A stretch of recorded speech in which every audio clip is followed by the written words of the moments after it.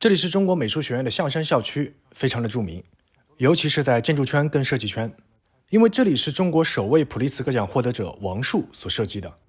今天咱们就去看一下，当然看一个怎么够？中国美院不止一个校区，咱们把西湖边的南山校区、著名的象山校区，还有最新的良渚校区都去转一转。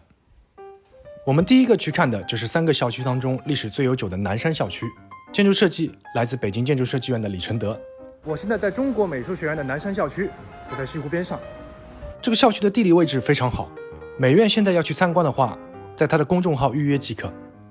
南山校区的规模比较小，现在的校园是在2000年之后新建的，入口处就是一个大台阶，再往上走就出现了最早的校名国立艺术院，是由蔡元培于1928年创立的。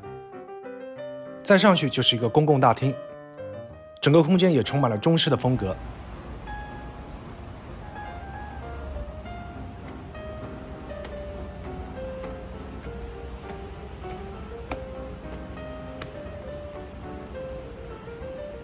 上面明显感觉到空间上是一条轴线，顶部有采光，中间的高度要高于两侧，所以这条轴线除了柱子之外，还通过空间高度、光以及顶部的材料来进行强化。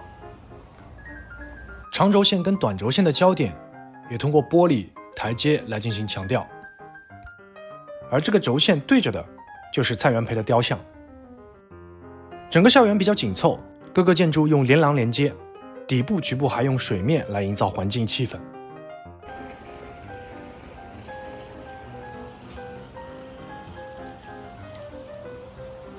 作为美院，肯定有很多美术作品，访客也可以进去参观。虽然整个校园比较小，但是中间还是有一个大花园，校园中的各个建筑也形态各异。青砖、玻璃是建筑立面的主要材料，加上水面、草坪以及空间高度上的变化，使整个不大的校区体验起来也比较丰富。Hello， 大家好，我现在在中国美术学院的象山校区，这个校区也是中国美术学院最具代表、最具标志性的校区。现在咱们就来逛一逛这个校区。象山校区是美院最著名的一个校区，有很多著名的建筑标志，比如外挂的连廊、曲线的坡屋顶、钢木构件等等。像这个建筑群，内部是一套有楼梯、坡道组成的交通系统。这里的校园空间是这样子的，各种坡道。刚刚我们从这里过来，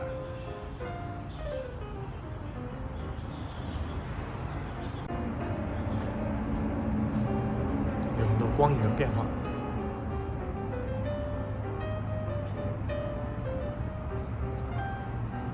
彩色玻璃。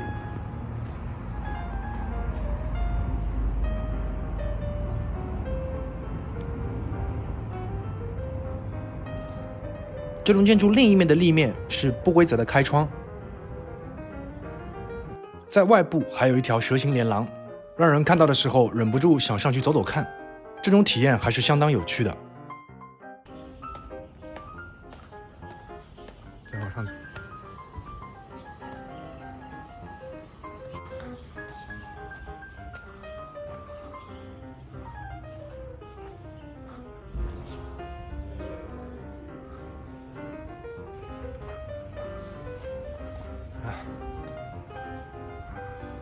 还有用旧建筑材料做起来的瓦盘墙，各种连廊、院落。作为参观者，在各个建筑中穿梭的时候，趣味性非常强。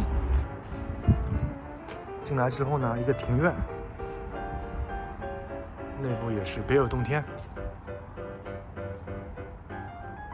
里面还有一栋专家楼——水岸山居，区别于其他楼。这栋楼更多的是用夯土来作为建筑立面的最基本材料，屋顶的钢木构也从这里开始成为王树的又一个标志。土、木、水、竹，还有各种长廊跟院落，这栋楼更像是把园林中的各个内容浓缩在一起。建筑也没有明显的主入口，人们可以从四面八方进入到这个建筑当中。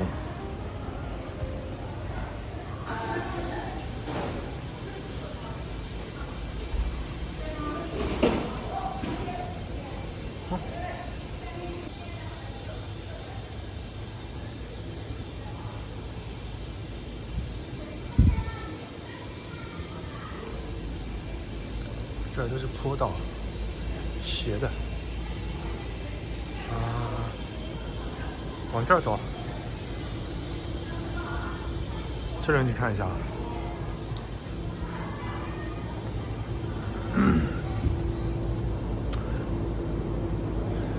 啊，这里是路面上，这里进来，道路这里进来啊，就咱刚刚过来的入口。校园中也有相对规整、带有中式院落感的建筑。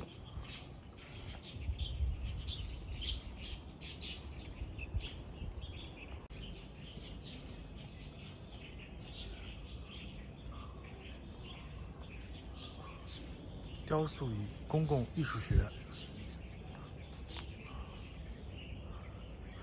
整个校园的环境更趋向于自然，有山有水，像是一个大公园。通到山里面，这儿。当然，也有人说不好用，对这个建筑群持批评态度。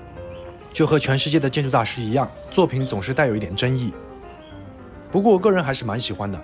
10几年前我第一次来参观这个校区的时候，整个校园还没有完全建完，那时候的绿化还没有现在这样多，建筑单体看起来也十分明显。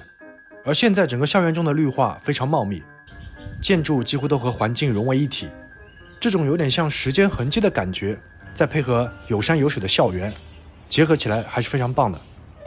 当然，这里最有价值的还是那些将传统建筑的一些理念用现代建筑的方法表达出来，而且处理得这么有意境，这是非常可贵的。我现在呢在中国美院良渚校区，接下来我们到这个校区去看一下。良渚校区是美院刚建成的校区，建筑设计由张永和主持的非常建筑事务所完成。之前网上也看过一些图片和视频，整体就是感觉灰灰的，感觉一般，但是还是想有时间的话去看一下。在实地参观之后，这个校区的体验比光从图片和视频看要好很多。整体还都是混凝土，比较素啊。首先是校园内的行走体验，在这里面走非常有意思，因为整个校园有一个连廊将所有建筑都联系起来，所以一般都会有上下2条流线。那么在里面穿梭的时候，一会儿室内一会儿露天，这种感受比校园光看起来要丰富很多。校园中有很多大的灰空间，有些会摆放桌椅，有些就是餐厅，可以用来交流或者休息。是课桌，教室都非常敞亮，在里面的光线很充足。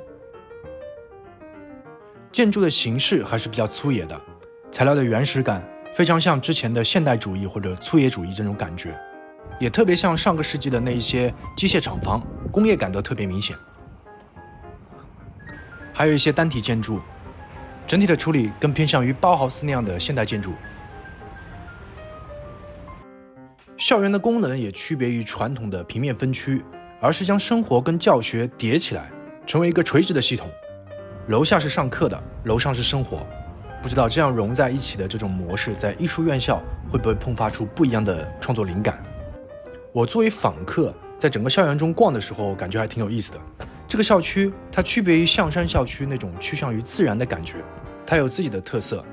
有的教学楼有一些瓦片，有一些院子，似乎有一点回应象山的意思。现在整个校园局部的楼还有一些地方还在建设，景观看起来也没有那么到位。不过我觉得过几年之后，等它校园中的树啊草啊都长起来之后，到时候的校园空间应该更加丰富。而且这个校区的建筑形式跟茂密景观的对比，和象山校区那种隐于自然的感觉应该是有很大的区别的。到时候咱们找个时间再来看一下。美院的3个校区都有各自的特色，如果要说最喜欢的，那个人还是比较喜欢象山校区，因为它时间也长，规模也大，建筑跟景观也逐渐成熟，行走的空间也很丰富。除了王朔的作品之外，还有西扎和魏延武的作品。魏延武是就那个博物馆。当然可能使用者会选南山校区，因为它地理位置足够好。总的来说，这3个校区都有自己非常鲜明的特点，这一点不仅是对于学校的发展，对于建筑多样性的发展也是一个非常好的尝试。